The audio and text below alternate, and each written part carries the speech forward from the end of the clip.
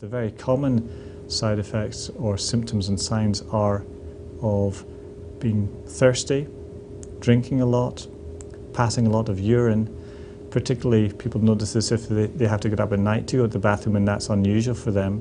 And the other thing that sometimes people notice will be weight loss. Again, there are sometimes more vague symptoms of tiredness, fatigue, lethargy, which often are only significant in retrospect when people look back. And certainly in type 2 diabetes, often the symptoms and signs are very subtle indeed until quite a late stage. So many people have no symptoms at all of type 2 diabetes, and it's diagnosed simply because they've had a routine blood test which detects a high blood sugar.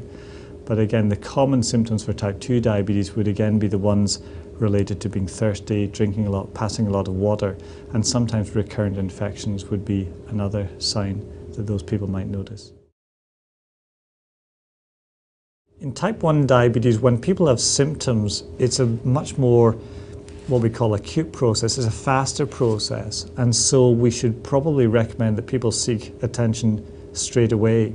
Certainly in young children who are diagnosed with type 1 diabetes, because they can't communicate their symptoms because they're too young to speak or they don't have the words to describe their symptoms, they often present relatively late and quite sick, and consequently the outcomes for those children is sometimes not as good as if the people present in their teens or 20s or late adulthood.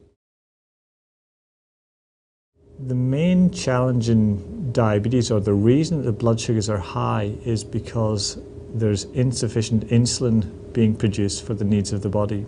Insulin is a hormone that's made in the pancreas gland, and in type 1 diabetes the problem seems to be that the immune system malfunctions, and rather than defending the body from outside invaders, it turns its attack on itself, and so the immune system attacks the cells in the pancreas which make insulin, and so the patient no longer has insulin.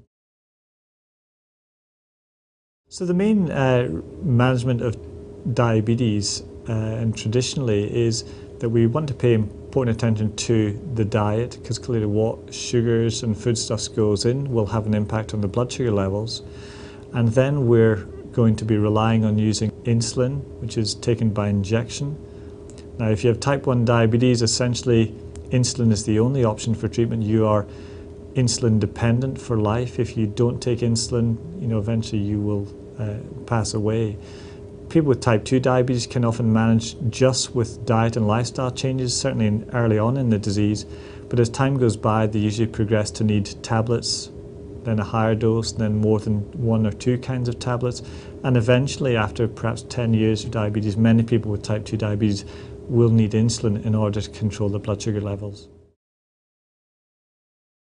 A person at a young age, a type 1 diabetic, for some reason what happens is the immune system goes in and destroys the insulin producing cells, and so as a result that person has to go on daily insulin injections to live a relatively normal life.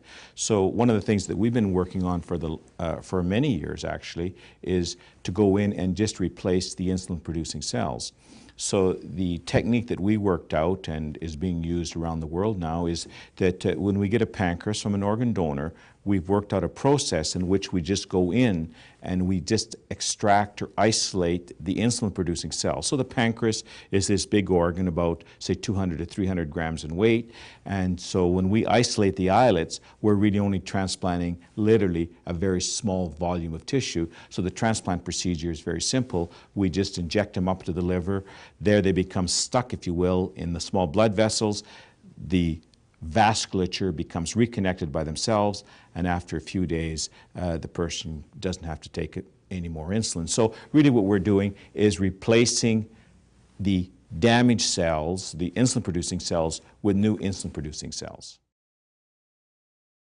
So once we isolate the islets, and that's a fairly long process, so once we get a pancreas, an organ donor, it might take us 5 to 6 hours to isolate the islets. But once we have the islets, that's all the patient has to do is he goes into the X-ray department or the radiology department, and the radiologists actually go in and they just find where the portal vein is, inject a little contrast media, and then that's all they do is the transplant surgeon just goes in and injects the islets up into the liver. There they travel up into the liver, get stuck, if you will, in the small blood vessels, and essentially the catheter is removed and the patient gets off the table. So the patient even is never, not even asleep. It's a non-surgical transplant procedure, and that's what makes it so attractive as compared to, say, a solid organ transplant. Because you're doing an organ transplant, you have to take anti-rejection drugs. So it's a little bit of a trade-off. There's an ethical issue here. But usually the patients we transplant are brittle diabetics, end-stage disease that have a lot of problems controlling the diabetes. So one of the things that you have to trade, insulin versus anti-rejection drugs, and we've always said that actually because of all the problems with, if they're a brittle diabetic, they go into hypoglycemia unawareness, a lot of problems there. We feel that the anti-rejection drugs outweigh the risks and justifies us to move forward in transplanting either an islet or a pancreas with anti-rejection drugs.